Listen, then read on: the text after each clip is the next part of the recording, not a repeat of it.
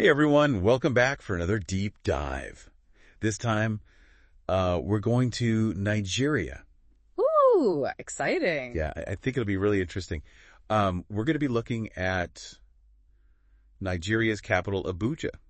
Okay. And, when you think about Abuja, a lot of people think of it as this very serene, planned city, which it is on the surface. But we're going to kind of dig underneath that Okay. and discover that there's this really vibrant, almost a hustler market culture going on. Interesting. And we're going to be using this analysis from Professor Kenneth Amaeshi. He's at the University of Edinburgh.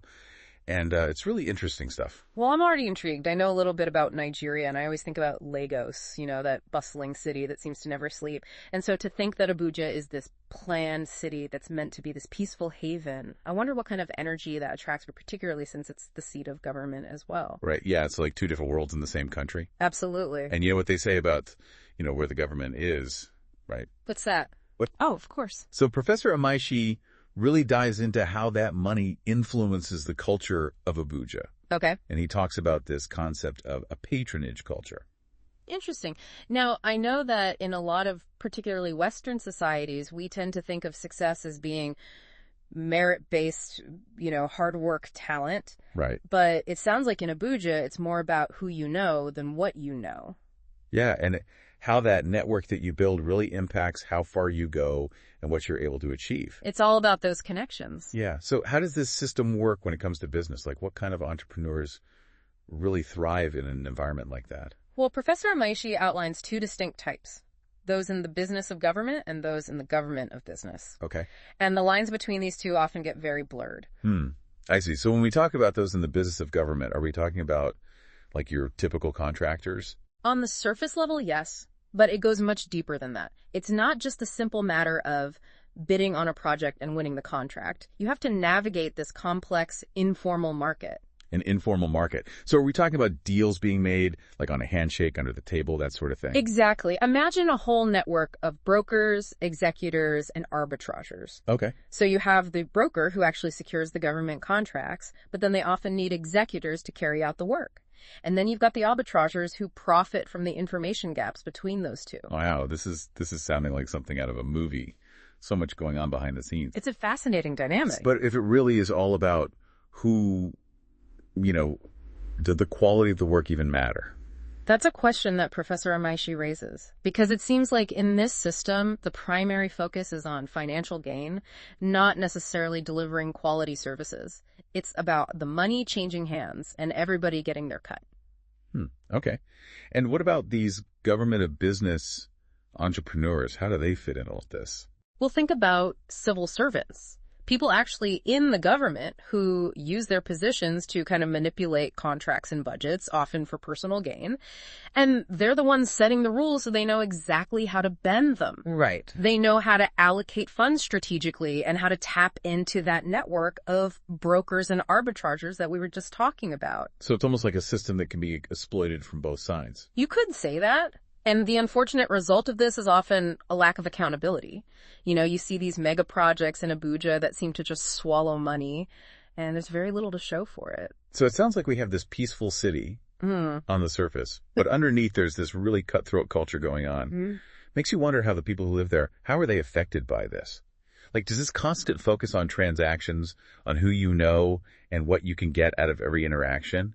Does that affect how they interact with each other on a daily basis? That's a really interesting question. It makes me wonder if that transactional culture spills over into their everyday relationships. And if so, does that start to erode trust and genuine connection? Yeah, it really does make you think about that, doesn't it? Yeah. I mean, if you're always thinking about, what you can get out of an interaction, how does that affect your ability to really form genuine bonds with people? Right. And that's something that Professor Amaeshi seems to suggest that it does. He uses this term generalized trust. Okay. And he argues that in a society like Abuja, where transactions and personal gain are at the forefront, this type of trust is really rare. Yeah, generalized trust, that's like that belief that most people are inherently good, that you can trust them. Right. It's what allows us to, cooperate with strangers, engage in community activities, build relationships without constantly calculating the risks and the benefits. Yeah. And so if that kind of generalized trust is low in Abuja, what takes its place? Like, how do people navigate those relationships in that environment? Well, Professor Amaeshi talks about what he calls particularized trust. Okay. And this trust is built on repeated interactions, transactions that promise of future benefits. Okay. So it's much more of a, you scratch my back, I'll scratch yours. Right. Very conditional. Yeah, very conditional. And, he even brings up this saying that's often used in Nigerian politics: there are no permanent friends, only permanent interests. That's interesting. So it really highlights that idea that relationships are often viewed through this lens of strategic alliances and self-preservation. So it's less about genuine connection and more about how you can position yourself for some kind of personal gain. Right. I mean, it makes you wonder what that does to, like, the fabric of a society. Yeah. Are friendships kind of fleeting? Is there even a sense of community? Well, Professor Amaeshi really argues that this culture, this transactional culture, can have a pretty deep impact on that social fabric. Right. Imagine trying to build a strong community where everyone is primarily focused on their own individual advancement. Yeah. It creates this sense of fragmentation where people are less likely to invest in that collective good. So is this starting to paint a bleak picture? Like, is Abuja losing something essential in its pursuit of economic growth? It's definitely a concern that Professor Amaeshi raises. He worries that Abuja is becoming the city of what he calls instrumental transactions. Okay. Where basically everything and everyone is seen as a means to an end. And he uses that word instrumental to really emphasize that relationships just become tools for achieving personal goals rather than sources of, genuine connection and shared experience.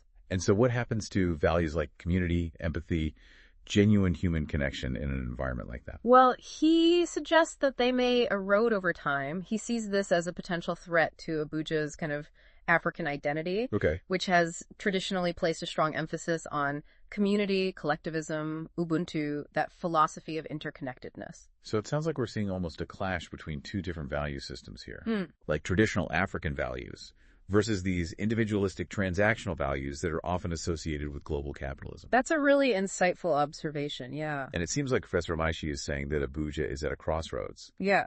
And trying to figure out which path to take. Absolutely. It's a really pivotal moment for the city.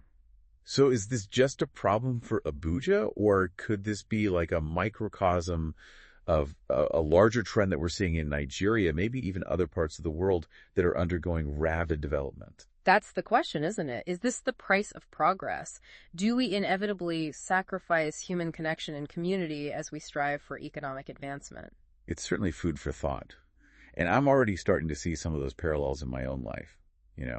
It's easy to get caught up in the hustle and the pursuit of our own goals and kind of forget about nurturing those genuine connections that give life meaning. We're all susceptible to that. And that's what makes Professor Amaeshi's work so important. It really challenges us to examine our own lives and communities and ask ourselves, are we prioritizing those transactions over genuine connection? And if so, what can we do to restore that balance? Yeah, it really is. We think about economic progress. We think that's a good thing.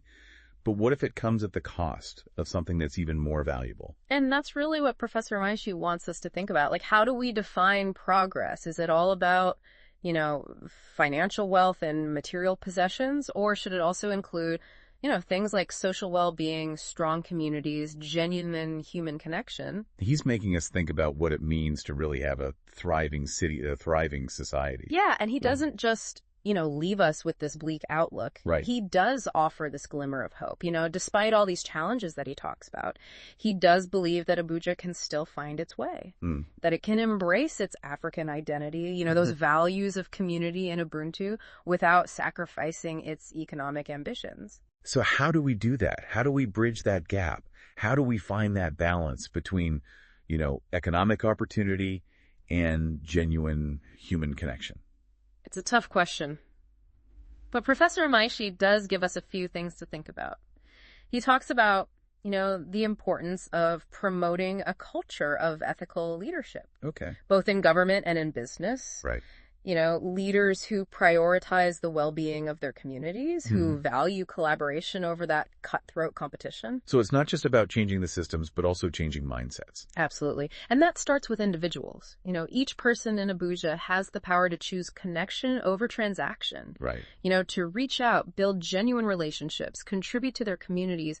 It's like a grassroots movement for social change. Yeah. Like, imagine if everyone in Abuja just decided to make those little everyday acts of kindness a priority. You know, those genuine connections. Could that shift the entire culture? Professor Amaeshi seems to think so. He really sees the potential for Abuja to become this model for sustainable development, a city that thrives both economically and socially. That's an inspiring vision. Yeah. You know what? This isn't just about Abuja. This is about all of us.